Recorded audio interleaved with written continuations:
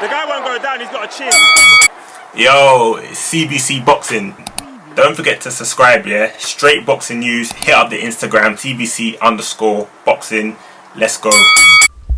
For those of you who may not know, Anthony Joshua was actually meant to be fighting Kubrat Pulev back in 2017. Now, this was going to be the fight after Vladimir Klitschko, after his victory against Klitschko. And there was a time where we was all waiting for Klitschko to get back to the boxing world and whether he was going to retire or not.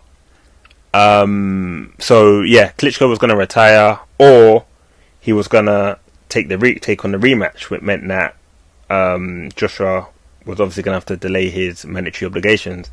Obviously, as we all know, Klitschko then retired.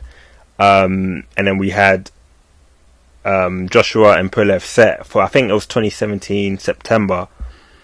Maybe in Cardiff, I'm not too sure where exactly that they had planned for that fight to take place, but that fight obviously didn't go ahead because Pulev had that injury.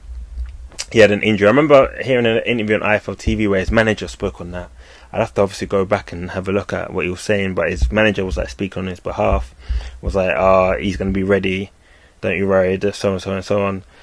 So that obviously didn't go ahead, and then here we are now in 2020 where Joshua has had the opportunity to fight Pulev in June of this year, but unfortunately that is now postponed. Well, it was postponed due to the coronavirus, and here we are now, December of 2020. We got Joshua and Pulev. Now, you know what? I was looking at Joshua's record actually, just to see the competition he's had, and to be fair, for someone that has had 25 fights in 8 years, I think Joshua's been pro for 8 years. For 25 fights, obviously 25th is going to be against Pulev. He's stepped up a lot, man, but at the same time he's been very, very inactive. You know, for someone who's had so few fights in that amount of years. I mean, I was looking at Mike Tyson's record. He had 26 fights in his first 2 years in boxing. It's like, wow, I'm just thinking, wow, like, look how many styles that he's had to go through. You know what I'm saying? I think George Foreman, I had a look at his record as well. He had 30 fights in his first 3 years, you know, learning his trade in the pro ranks. And did Foreman win a gold medal in the Olympics? Correct me if I'm wrong. Did he win the gold? I don't know. I'd have to check that. I know that he is an Olympian, George Foreman. Whether he won a gold, I'm not too sure. I'd have to check that. But yeah, and then Klitschko as well. I had a look at his record. He had in his first 3 years had 25 fights. It was only Muhammad Ali that was really close to Joshua. He had 16 in his first 3 years. And obviously Joshua in his first 3 years had 15 fights. So with that being said, I do think that Joshua is more vulnerable to mistakes. He's a lot vulnerable, and we've seen that he's vulnerable because we've seen it against Andy Ruiz. You know what I'm saying? We've seen that he's vulnerable. We see that he's a bit prone to mistakes. Against Povetkin, he got clipped a couple times, man. There was one where he got clipped and he lost his balance, man. You know what I'm saying? I think with Joshua, like, on paper, this fight looks easy. Like, all Pulev really has is that left jab. He's got that awkward stance where he's obviously got his right hand. He's orthodox. He's got his right hand, but then the way he's just waving that left hand, he's got a good jab.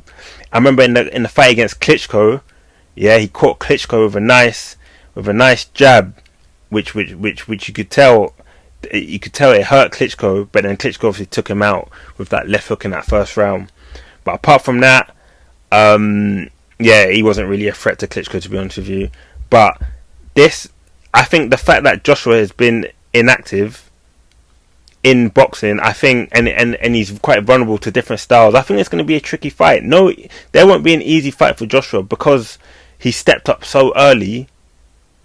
He stepped up so early in his career that he hasn't had the chance to go through so many different styles, so many different bouts. You know what I'm saying? He's lucky that he's had that Olympic pedigrees, that good amateur experience that will help him. But if you look at the records that, you know, his predecessors have gone through, such as Mike. 26 fights in that short space of time.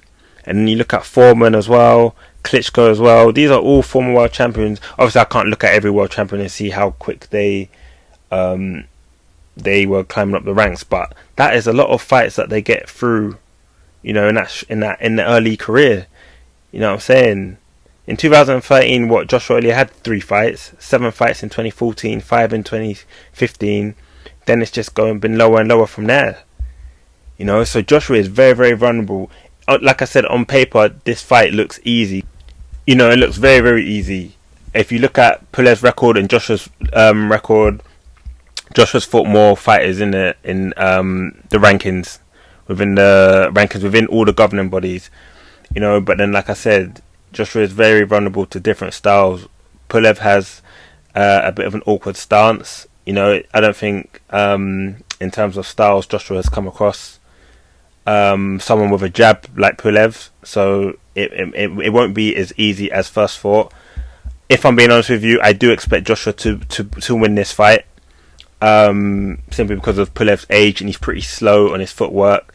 At the same time, it won't be easy. Let's just put it like that. CBC, I'm out.